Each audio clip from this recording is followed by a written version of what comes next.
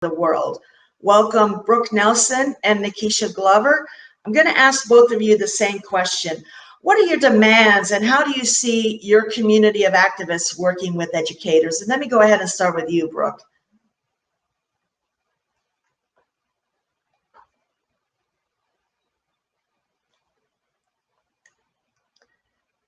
Brooke, are you there? Looks like we're having some technical issues. I think you're muted, Brooke, if you want to unmute yourself. Does it work now? Yes, we can hear you now. Thank you so much. I'm sorry about that. No, so, well, you know, the technical issues, you know how it is. So so let me go ahead and repeat the question to you. What are your demands and how do you see your community of activists working with educators?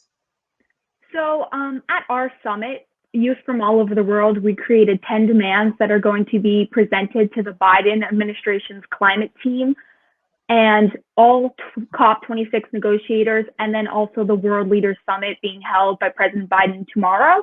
So our demands are countries increase their commitment to the Paris agreements to be in line with keeping our planet under 1.5 degrees Celsius of warming, no new fossil fuel infrastructure, and that all existing fossil fuel extraction must be ceased. The inclusion of BIPOC, women, the disabled, and people most impacted by the climate crisis in all high-level climate conversations and policies.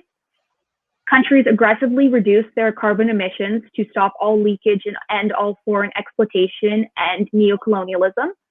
All corporations hold accountable industries that contribute and cause climate disasters. The immediate planning and implementation of sustainable and equitable food systems.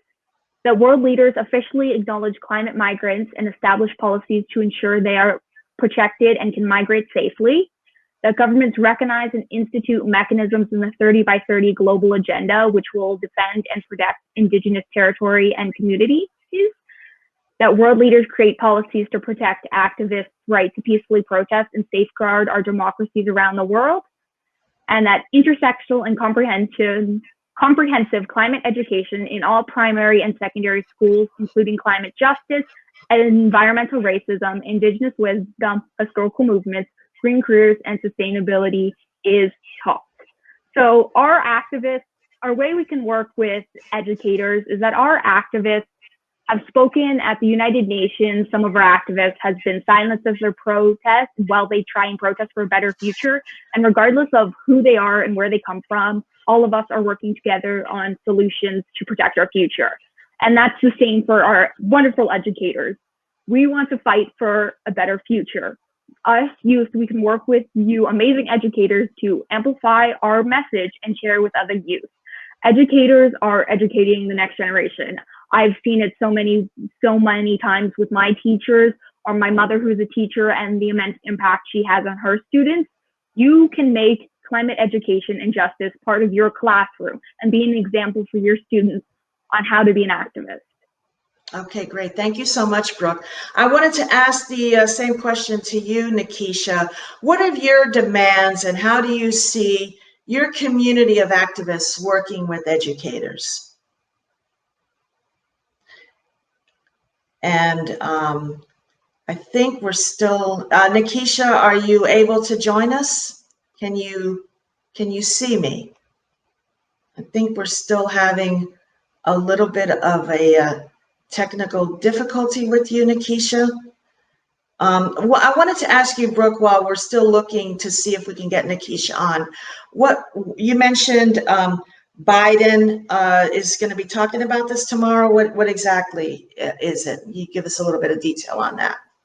Yeah, so our summit, we will have a delegate from our summit at the Biden World Leaders Summit tomorrow, and that person will be delivering our demands to all the world leaders in attendance during their speech. And then additionally, we have our big demand list with all the justification and background information. We've done all the work for them.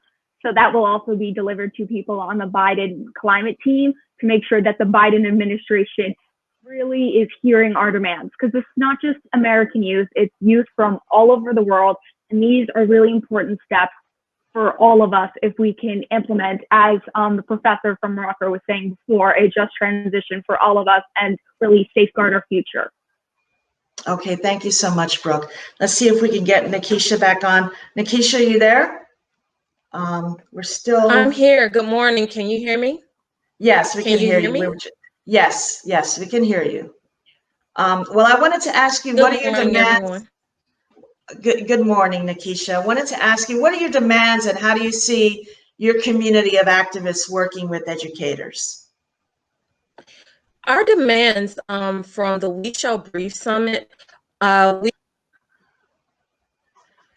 looks like we're still having some technical difficulties with Nikisha. Maybe we can bring her back later on in one of the segments. But in the meantime, I want to thank you, Brooke, for joining us.